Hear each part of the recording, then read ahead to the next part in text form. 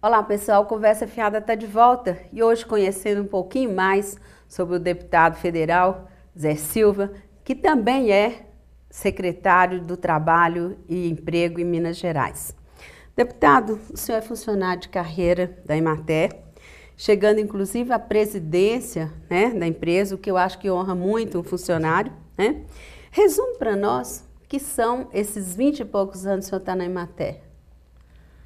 Bom, esses 20 e poucos anos na Emater, falei que nós somos educadores, né? Para mim, eu classifico essa missão do extensionista que é muito mais do que uma profissão, é um compromisso social, onde você, a partir de vários fatores, né? O fator da natureza, de produzir os alimentos, né? Os intempéries, a nossa fábrica, que é diferente da fábrica de automóveis, ela é ao ar livre, ela depende de fatores de solo, de chuva, de ventos, de pragas, doenças. E isso só não resolve a nossa profissão. Nossa profissão tem que ir muito mais além. Ela tem que fazer com que as pessoas sejam felizes fazendo isso, que possam permanecer lá no solo, lá na terra. E eu tenho um negócio que inclusive eu combato muito, lá tem que fixar o homem no campo. Mas a gente não fixa pessoas, fixa construções, pontes, postes, né?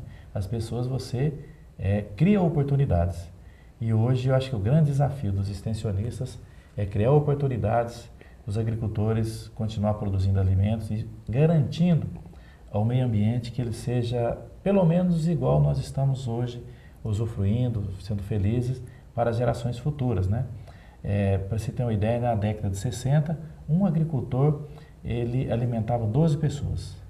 Hoje um agricultor já alimenta mais de 70 pessoas. Então, que profissional é esse que nós, os extensionistas, nesses 20 e poucos anos, trabalhamos? Que profissional é esse que nem sempre, e na sua grande maioria, não tem o valor que ele merece e que é o protagonista mais importante da vida das pessoas? O senhor teve outra experiência não ser na Emater profissional? Me parece que o senhor trabalhou em assentamento. Na própria matéria. Eu terminei agronomia e em seguida tive um ano trabalhando na iniciativa privada.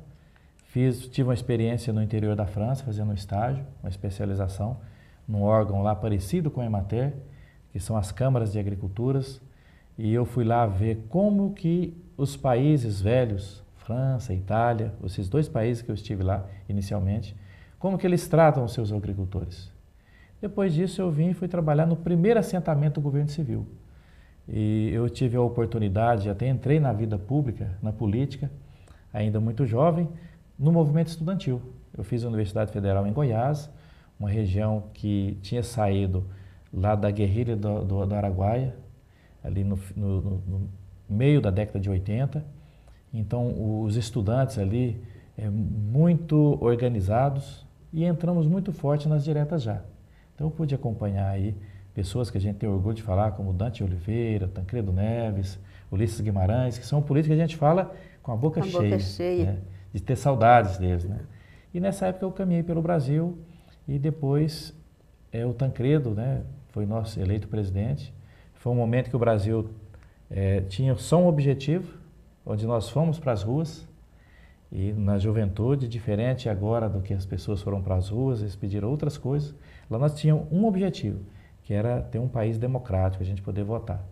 E infelizmente o Tancredo foi eleito não democraticamente, que foi um colégio eleitoral, e não pôde assumir. Aí o presidente Sarney, que assumiu na época, eu recém-formado, o primeiro decreto que ele assinou fazendo um projeto de reforma agrária, que é no Pontal do Bico do Triângulo Mineiro, eu tive a honra de ser o primeiro engenheiro agrônomo. E a vida é cheia de coincidências, né? Porque quando eu comecei a agronomia foi no interior de São Paulo. E na época o Zé Gomes da Silva, que é o pai do Graziano, que hoje está na FAO, Sim. que é o órgão das Nações Unidas que cuida da agricultura do mundo, eu tive a oportunidade de ser estagiário Olha de um só. projeto do Zé Gomes. Então eu tenho os rascunhos do primeiro Plano Nacional de Reforma Agrária e depois vim ser o primeiro agrônomo do primeiro assentamento do governo civil. Na época, assim, uma época tensa, onde as pessoas achavam que a reforma agrária era um projeto que era de comunistas, né? E tinha ali no Pontal do Triângulo os dois extremos, né? De um lado, os grandes proprietários altamente empresariais com suas propriedades, do outro lado os movimentos da reforma agrária. E eu tive que ter ali uma serenidade. Eu falo que depois da agronomia foi minha maior universidade, porque foi ali que eu aprendi com os agricultores, né? Eu falei no primeiro bloco dos saberes, né? Você Isso. pega um saber do agricultor com o saber que vem da faculdade e constrói um terceiro. E numa visão muito prática da reforma agrária naquele momento, né? Eu acho que até nós tivemos muito êxito nesse assentamento. Ele é considerado ainda hoje um dos melhores do país, porque nós soubemos saber que a reforma agrária ela não é ideológica.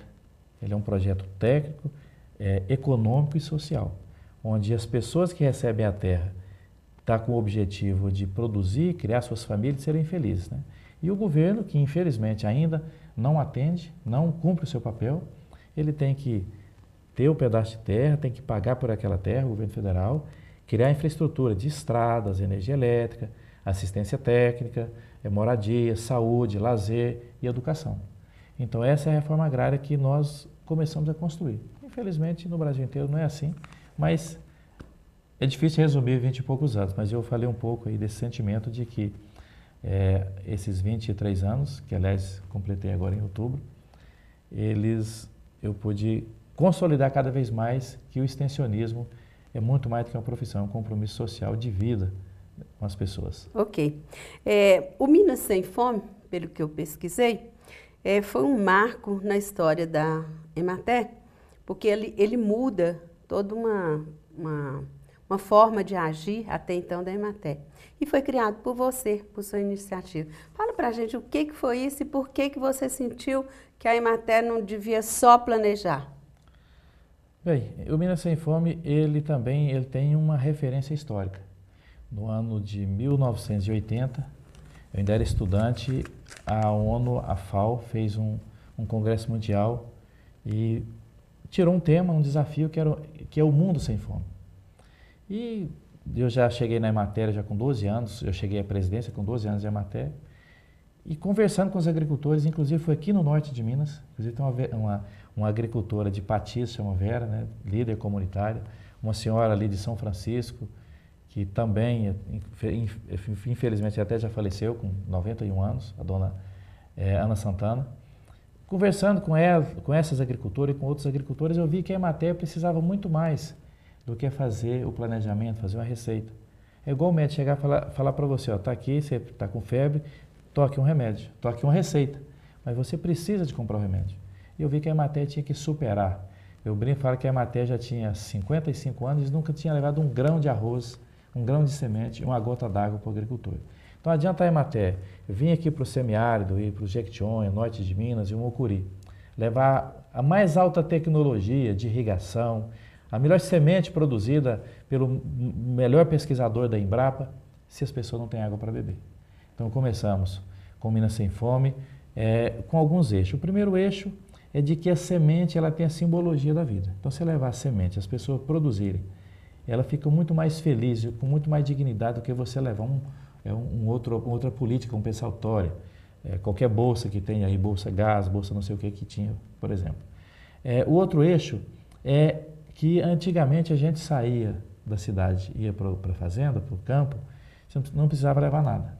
Hoje você, se não passar no sacolão do supermercado, às vezes passa fome, porque os quintais não tem mais frutas, aquela fartura.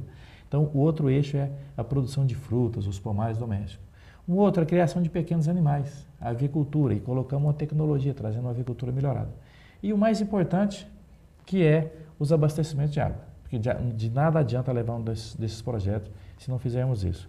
E sem nenhum medo de errar, o Minas Sem Fome ele transformou a extensão rural não só de Minas, porque Minas foi a primeira Emater do Brasil, foi em 1948, mas como eu tive a oportunidade de ser eleito por 3 mandatos para presidente da ASBRAE, que nós já falamos Sim. aqui, que é a Associação Brasileira de Emateres, essa experiência ela foi sendo disseminada pelo Brasil.